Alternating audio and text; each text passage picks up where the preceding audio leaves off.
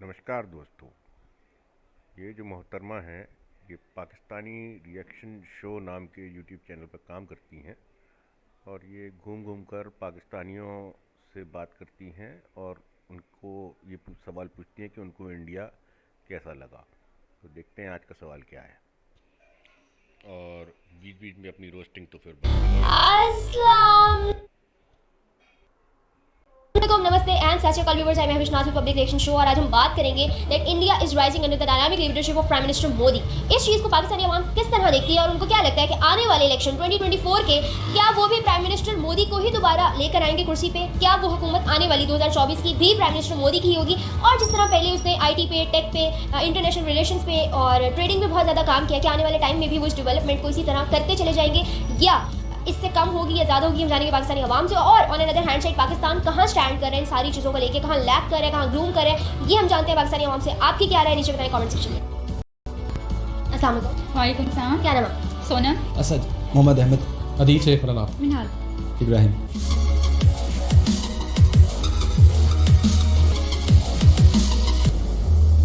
Under the dynamic leadership of prime minister Modi आपको क्या लगता है इंडिया कितनी तरक्की कर रहा है? हुई भी है और नहीं भी हुई है। फॉर एग्जाम्पल कुछ चीज़ें हुई भी है नहीं भी हुई है। ये तो शुरू से ही कंफ्यूज्ड लग रहा है ये आदमी। देखते हैं आगे। उसने की हैं अपने कंट्री के लिए, बट अगर मेजॉरिटी पे जाए तो लोग उसको नहीं भी पसंद करते और ज़्यादा जाए तो कुछ लोग पसंद भी करते हैं। मेजॉरिटी के लोग उसे पसंद भी नहीं करते हैं और ज़्यादा जाए तो उसको पसंद भी करते हैं कुछ लोग। और फिर भी वो वहाँ का प्राइम मिनिस्टर है।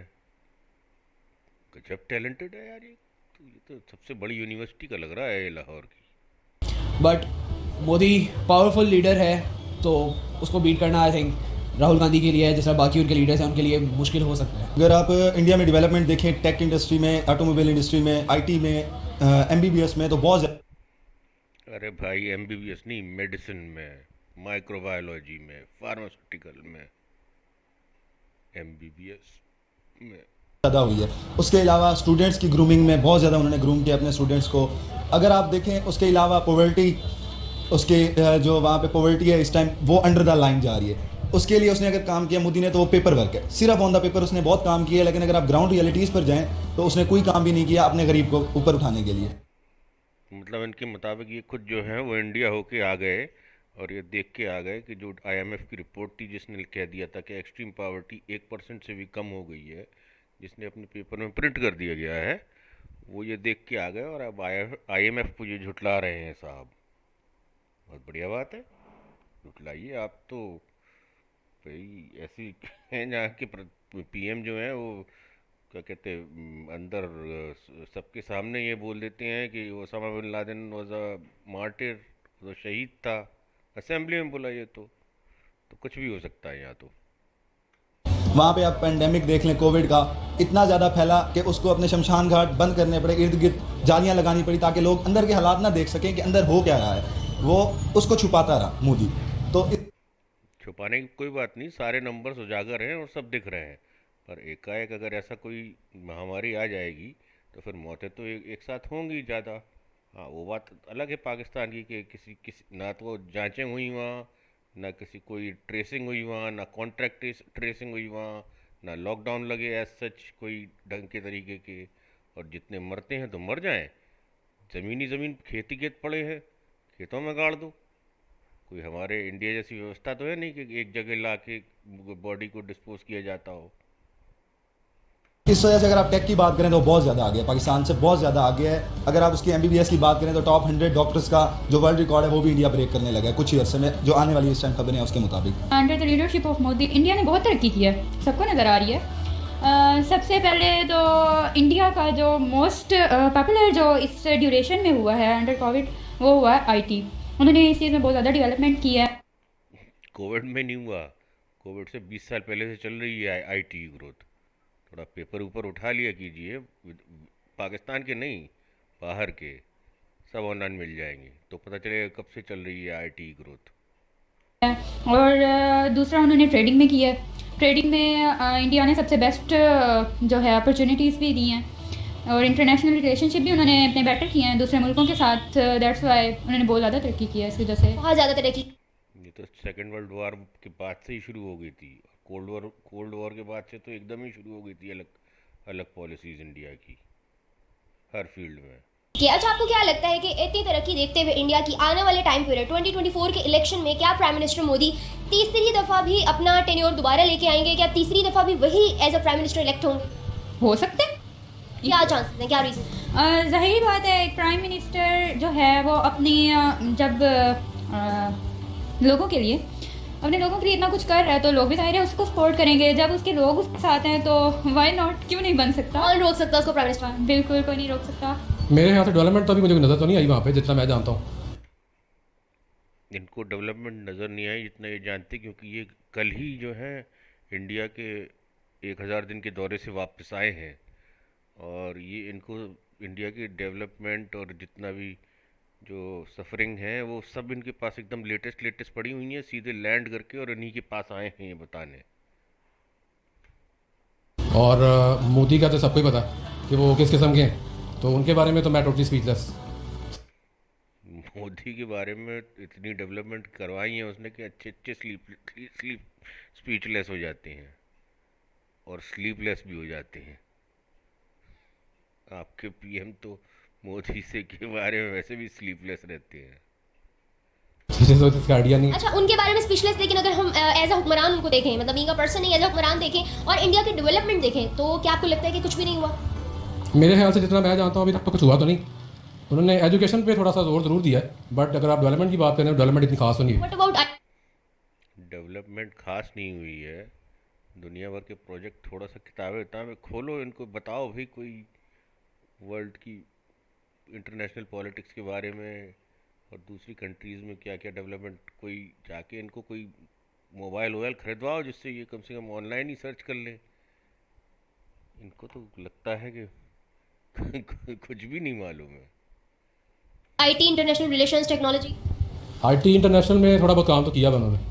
आई थिंक इंडिया ने हर सेक्टर में तरक्की की है। उन्होंने अपने IT department, sports department, education में एज कम्पेयर टू पाकिस्तान उन्होंने हमसे बहुत ज़्यादा तरक्की की है। प्रीमियर लीग्स, उनके डोमेस्टिक लेवल, उनके क्लब लेवल ब्रांडिंग बहुत ज़्यादा हो गया। उसकी वजह से उनकी गवर्नमेंट उन्हें सपोर्ट कर रही है एज कम्पेयर टू पाकिस्तान। हमारी गवर्नमेंट हमें सपोर्ट नहीं कर रही, जैसा कि इन्होंने लेवल खत्म कर दिया, डोमेस्टिक लेवल खत्म कर दिया। इस वजह से हम इस सेक्टर में भी और बाकी सेक्टर में भी तरक्की नहीं कर रहे। आप किस तरह देखती हैं इंडिया की तरक्की को, कि कितनी डेवलपमेंट हुई है इंडिया में पिछले इतने टाइम में? मोदी की 2 हुकूमतें गुजरी हैं।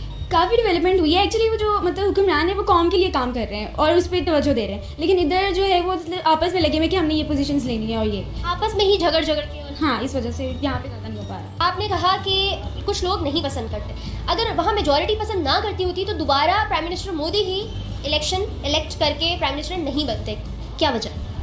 Power and money. आज के वर्ल्ड में अगर आपके पास पैसे हैं ना तो आप कुछ भी कर सकते हैं।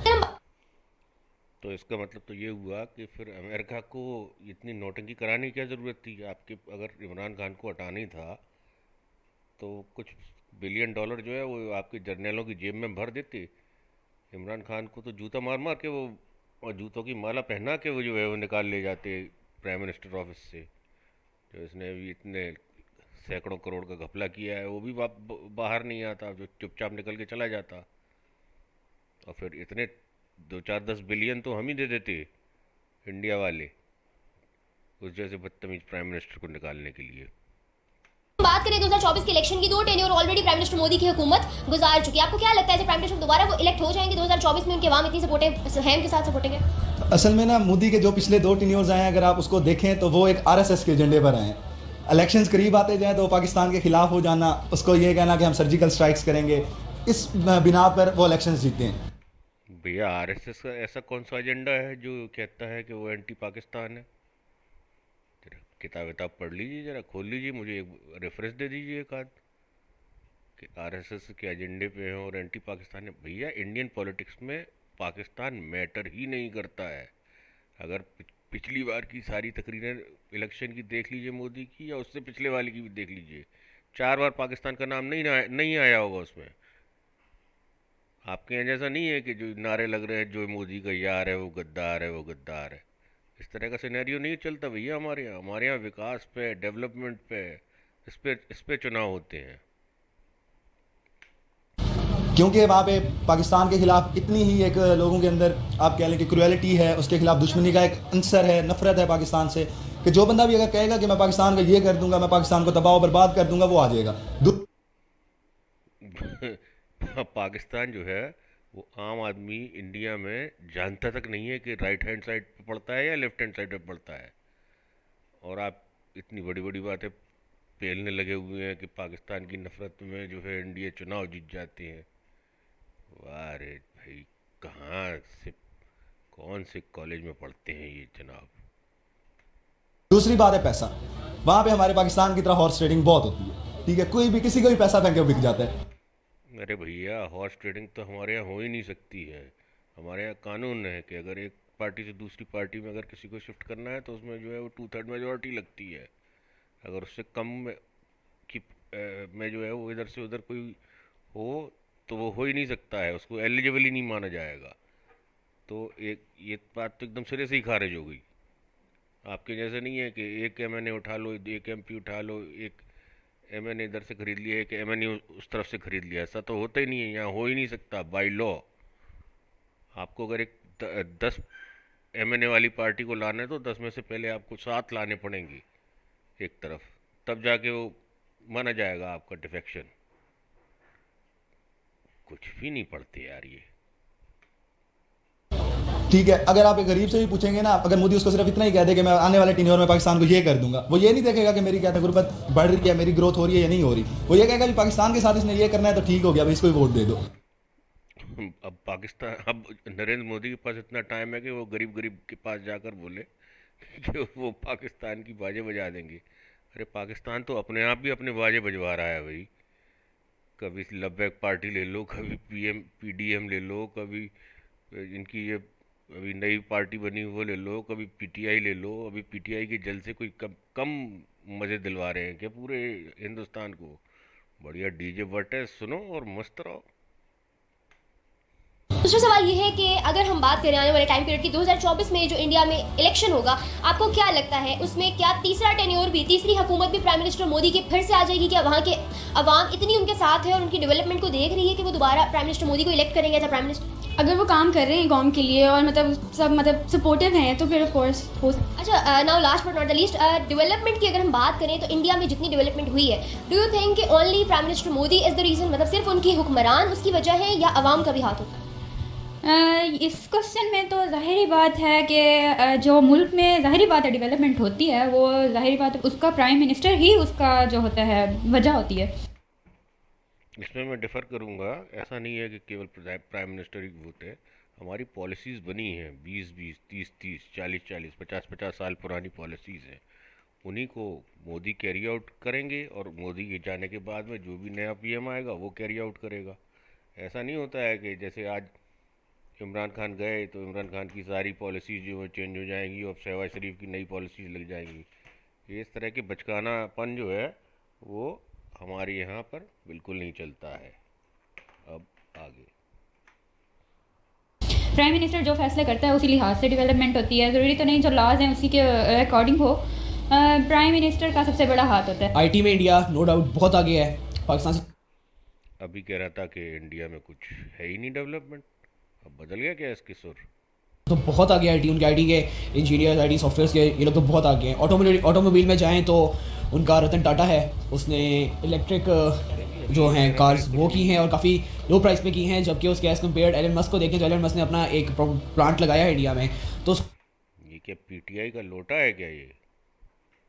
कभी इधर लुढ़क जा रहा कभी उधर। उसको कंपेयर करने में अगर जाएँ तो रतन टाटा ने अपनी कार्स की हैं और उसने कम प्राइस पे की हैं, तो इंडिया में ऑटोमोबाइल्स के हिसाब से भी और हर चीज़ में अगर कहें तो इंडिया आगे है। मेरा नहीं ख्याल वो करेंगे। क्यों, क्या वजह? मेरे तो ये है कि उनका तो मज़हब की वजह से, क्योंकि उनमें वहाँ पे आपस में जो लड़ाई झगड़े होते रहते हैं, जिसकी वजह से उनको बहुत ज़्यादा मुश्किलात का सामना करना पड़ता है। जिसकी बम फटते हैं तुम्हारे यहाँ। कल ही कराची पे बम फटा है यूनिवर्सिटी के सामने, उसमें चाइनीज़ भी मर गए। अभी चाइनीज़ की पूरी बस फट गई थी। अभी 15-15 करके 2-3 महीनों में 100 से ऊपर तुम्हारे सिक्योरिटी गार्ड्स को निपटा दिया गया है। औरतें जो है वो अगवा हो जाती हैं।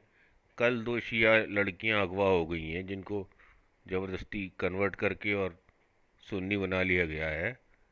हर रोज़ 3 हिंदू लड़कियां या सिख लड़कियां 3 वो जो है वो अगवा हो जाती हैं 12-12 साल की, और उनका धर्म परिवर्तन करा के और वो बना लेती है तो मुसलमान। हमारे ननकाना साहब के सबसे बड़े ग्रंथी की लड़की उठा ले गए थे तुम लोग, वो भी 14 साल की थी सिर्फ। और फिर हमारे यहाँ बताते हो कि झगड़े होते हैं हमारे यहाँ। थोड़ी तो शर्म करो यार। वैसे और भी चीज़ें काफ़ी हैं जो आपके जो लिंक्स डेवलप करते हैं दूसरी कंट्रीज़ के साथ, वो नहीं हो पाते, तो इसी तरह का सीन है। अगर आप कंपेयर करें पाकिस्तान और इंडिया को तो टेक के अंदर हम बहुत पीछे हैं, ठीक है। हमारा टेक पे इस टाइम, अब बे टेक नहीं, तुम सब चीज़ में पीछे हो, अखलाक में, मॉरल्स में तो सबसे ज़्यादा पीछे हो। कोई भी काम नहीं हो रहा। हमारे स्टूडेंट्स जो भी टेक के आ रहे हैं, आईटी के हों, सीएस के हों, सॉफ्टवेयर के हों, वो बाहर के मुल्कों को प्रेफर करते हैं। पाकिस्तान में इस टाइम कोई नहीं रहना चाहता। पाकिस्तान के अंदर उनको इतना पे नहीं किया जाता कि वो अपने नीड्स पूरी कर सकें। दूसरी बात ये है कि अगर मोदी ने दोबारा आरएसएस का एजेंडा अपनाया तो वो फिर इलेक्शन जीत जाएगा, जाहिर सी बात है, उसने फिर आ जाना है। तो उसके अंदर कंटिन्यू रहेगी, साथ साथ वो अपनी ग्रोथ को इंक्रीज़ करेगा, क्योंकि कंटिन्यू रहेगी। साथ साथ उसके आईआर हैं, इंटरनेशनल रिलेशन उसने बहुत अच्छे कर लिए पाकिस्तान की निस्बत। डिफेंस पे वो अपना पैसा अन्यवाह ही लगाई जा रहा है। तो भैया डिफेंस पर ग्रोथ कर रहा है, नेशन की ग्रोथ कर रहा है, तो वो क्या केवल हिंदुओं के लिए कर रहा है? 25 करोड़ मुसलमान भी रहता है, उसको भी मिलता है ग्रोथ, उसको भी जो है उसकी भी लाइफस्टाइल जो है तरक्की होती है। तुम्हारे जैसा थोड़ी ना होता है कि 20% का पहले जो हिंदू था वो घटा घटा के, मार मार के, रेप कर कर के, कन्वर्ट कर कर के, कत्ल कर कर के, और 1.2% कर दिया गया हो। जाहिल, कोई पता नहीं है, चले ना चले पैसा लगाना है उसमें बस। Okay viewers, as you seen कि हमने भी पाकिस्तानी आवाम का जवाब और देखें उनके रिएक्शन से उनको क्या लगता है। क्या 2024 के इलेक्शन में भी प्राइम मिनिस्टर मोदी दोबारा as a prime minister elect हो जाएंगे और इंडिया की डेवलपमेंट और आगे जाएगी?